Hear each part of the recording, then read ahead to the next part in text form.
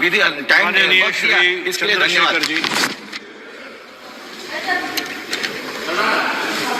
धन्यवाद सभापति महोदय। आपने वर्ष 24-25 की पूरक अनुदान मांगों के प्रथम बैच पर बोलने का अवसर दिया, इसके लिए आपका आभार व्यक्त करता हूं। पूंजीवाद वह जो लगातार बढ़ रहा है, मुख्य रूप से ठेकों के माध्यम से निष्पादित किया जाता है और बड़े लाभ ठेकेदारों को जाते हैं, जबकि सामाजिक कल्याण योजना के लिए बजट जो प्रत्यक्ष लाभ हस्तांतरण के माध्यम से पारित किया जाता है घट रहा है। क्या सरकार पूंजीगत व्यय में वृद्धि के साथ अनुपातिक रूप से सामाजिक कल्याण योजनाओं के लिए बजट बढ़ाने की योजना बना रही है? अनुसूचित जाति के कल्याण के लिए आवंटन पर विवरण यह दर्शाता है कि बजट के अनुमान 23-24 को 158,161 करोड़ रुपए और संशोधित अनुमान 23-24 का 146861.08 करोड़ रुपए, जबकि बजट का अनुमान 24-25 का 165597.70 करोड़ रुपए है, जबकि बजट परिव्यय 4765,768 करोड़ रुपए है, जो कुल बजट परिव्यय का लगभग 3% है। यदि नहीं तो अद्यतन आंकड़े क्या हैं? SC/SC योजना मुख्य रूप से आय सर्जन योजनाओं, कौशल विकास और बुनियादी ढांचे के विकास पर सकारात्मक कार्रवाई को लक्षित करती है, ताकि लक्षित आबादी के बीच गरीबी को कम किया जा सके, उन्हें गरीबी रेखा में ऊपर लाया जा सके। सरकार अनुसूचित जाति और जनजाति की आबादी के अनुपात में समावेशी विकास के लिए बजट आवंटित करने के लिए जाति गणना के साथ रुकी हुई जनसंख्या गणना कब शुरू करेगी? क्या सरकार बताएगी कि वर्ष 14-15 से वर्ष 23-24 तक प्रत्येक वित्तीय वर्ष के अनुसार SC/SC और TSP के तहत बजट की वह स्थिति क्या है? वित्तीय वर्ष 2014-15 से वित्तीय वर्ष 23-24 तक SC/SC और TSP बजट का लंबित बैकलॉग क्या है और बैकलॉग को कम करने के लिए क्या योजना है? क्या महात्मा गांधी राष्ट्रीय ग्रामीण रोजगार गारंटी योजना कार्यक्रम पर मद से 1 से पता चलता है कि 23-24 का वास्तविक व्यय 90806 करोड़ रुपए था और 24-25 का बजट अनुमान केवल 86,000 करोड़ रुपए था, जिसमें ग्रामीण श्रमिकों को रोजगार की गारंटी देने के लिए मनरेगा अधिनियम 2005 के तहत 100 दिन में काम देखते हुए भारी कमी की गई है। क्यों?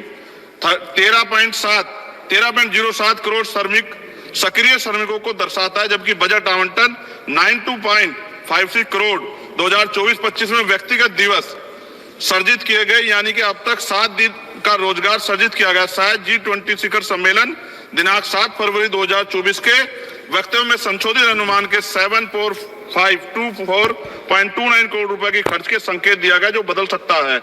बजट अनुमान 24-25 के तहत सक्रिय जॉब कार्ड धारक श्रमिकों को कितने दिनों की गारंटी कार्ड नौकरी की योजना बनाई गई है? राष्ट्रीय स्तर पर औसत दैनिक मजदूरी भुगतान क्या है? यदि सभी सक्रिय कार्ड धारक श्रमिक 100 दिन काम करते तो कितने बजट की आवश्यकता है? क्या मुफ्त अनाज देने के साथ साथ अतिरिक्त नौकरियां देना उचित नहीं? क्या यह वांछनीय है कि सक्रिय कार्ड धारक श्रमिकों को कम से कम 6 महीने में 180 दिन की आजीविका रोजगार सुनिश्चित करने के लिए मनरेगा निधि में वृद्धि की जाए, ताकि उनमें अपनी रोटी कमाने का गर्व की भावना पैदा और सम्मान के साथ जीने का अधिकार को बढ़ावा मिले? स्कूली शिक्षा और साक्षरता विभाग पर समग्र शिक्षा बजट अनुमान लगभग 10.5% कम दर्शाता है। समग्र शिक्षा बजट अनुसूचित जाति और जनजाति की संख्या के अनुरूप है क्या? सक्षम आंगनबाड़ी और पोषण आंगनबाड़ी सेवा पोषण अभियान किशोरियों के लिए योजनाओं के लिए प्रावधान पिछले वर्ष की तुलना में कम है, जबकि एनपी ने प्रारंभिक बाल देखभाल और शिक्षा ECCI के पाठ्यक्रम की सिफारिश की, जिसके कारण अधिक आंगनबाड़ी कार्यकर्ताओं को उनके बजट की आवश्यकता है। क्या अधिकांश आंगनबाड़ी कार्यकर्ता SC और ST समुदाय से? कृपया सामान्य कर्मचारियों के साथ साथ राज्यभर तैनात अनुसूचित जाति और जनजाति कर्मचारियों का विवरण साझा करें। आंगनबाड़ी कार्यकर्ताओं में अनुसूचित जाति और जनजाति की राज्यभर प्रभावी उपस्थिति का प्रतिशत क्या है? क्या प्रधानमंत्री आयुष्मान भारत स्वास्थ्य अवसंरचना में, जिसके लिए बजट में अनुमान के लगभग 50% की कमी दर्शाता है, जबकि जनसंख्या में वार्षिक वृद्धि और अवसंरचना के कारण पूंजीगत व्यय में वृद्धि के बावजूद बजट अनुमान 24-25 में भी कमी की गई है? आप स्वास्थ्य में व्यय को किस प्रकार बढ़ाएंगे तथा इसमें GDP के 6% के स्वीकार्य स्तर पर लाने का प्रस्ताव रखते हैं? अनुसूचित जातियों की लगभग 80% आबादी सीमांत किसानों और दिहाड़ी मजदूर से बनी, जो गांव में रहते हैं, जबकि शेष आबादी शहरी क्षेत्रों में रहती है। इसलिए क्या बड़े पैमाने पर कृषि भूमि पर काम करने वाले दिहाड़ी प्रवासी मजदूरों के लिए किसान सम्मान निधि स्वीकार्य है? यदि हाँ तो अनुसूचित जाति और जनजातियों के अनुसूचित जाति मजदूर और सीमांत किसानों के राज्यभर कितनी किसान सम्मान निधि दी गई, क्योंकि योजना का नाम किसान सम्मान निधि है। प्रस्तावित यूरिया सब्सिडी अनुसूचित जाति जनजाति किसानों की प्रतिशत जनसंख्या के अनुरूप तथा आप अनुसूचित जाति जनजाति किसानों के राज्यभर लाभार्थी जनसंख्या के बारे में जानकारी देंगे। क्या किसानों को लीगल एमएसपी की गारंटी का लाभ मिलेगा, देने को योजना है? वित्त मंत्री बताने कृपा करें, प्रधानमंत्री फसल बीमा योजना अनुसूचित जाति और जनजाति किसानों के पास कितनी भूमि है? माननीय कृषि मंत्री से अनुरोध है कि वो सामान्य समुदाय की भूमि के सापेक्ष अनुसूचित जाति और जनजाति की भूमि का राज्यवार विवरण दे। क्या प्रधानमंत्री उच्चतर शिक्षा प्रोत्साहन पीएम यूपीएससी खत्म कर रहा हूं सर, लगभग 23% की कमी दर्शाता है। क्या प्रधानमंत्री उच्चतर शिक्षा प्रोत्साहन पीएम यूएसपी योजना के तहत प्रावधान एससी और एसटी की आबादी को ड्रॉप आउट के अनुरूप है? यदि हाँ तो pre matric, post matric, graduation और पोस्ट ग्रेजुएशन के प्रत्येक स्तर पर एससी एसटी छात्रों ओबीसी छात्रों के ड्रॉप आउट दर क्या है? इसे कैसे कम किया जाएगा? उच्चतर शिक्षा प्रोत्साहन से राज्यभर अनुसूचित जाति और जनजाति लाभार्थियों का प्रतिशत कितना है? प्रधानमंत्री आवास योजना ग्रामीण बजट में कटौती के बावजूद उच्च आवंटन के कारण एससी और एसटी के अधिक घर बनाए गए हैं क्या? संशोधित बजट 2023-2024 में कटौती का क्या प्रभाव पड़ा?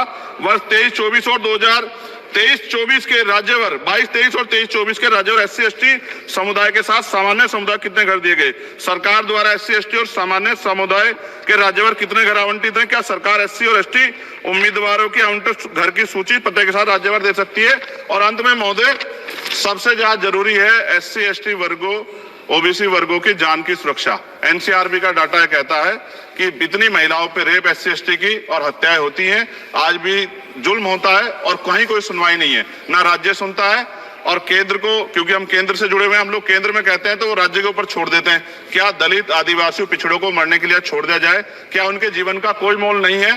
क्या उनकी बेटियों का सम्मान नहीं है? क्या उनकी बेटियां देश की बेटियां नहीं है?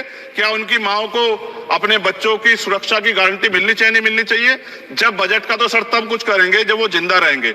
मैं लगातार इस पे आवाज उठा रहा हूं और मुझे नहीं लगता कि इस पे कोई उम्मीद हमें ज्यादा बची है। मैं आपके माध्यम से प्रधानमंत्री से मांग करता हूं कि इन वर्गों की सुरक्षा की व्यवस्था सुनिश्चित किया जाए। जब जिएंगे तभी तो कुछ आगे बढ़ेंगे, और अभी तो 75 साल बाद कहां खड़े हैं, ये किससे छिपा बनी। बहुत बहुत धन्यवाद श्री दर्शन, आपने मुझे मेरी बात रखने का मौका दिया। श्री दर्शन सिंह।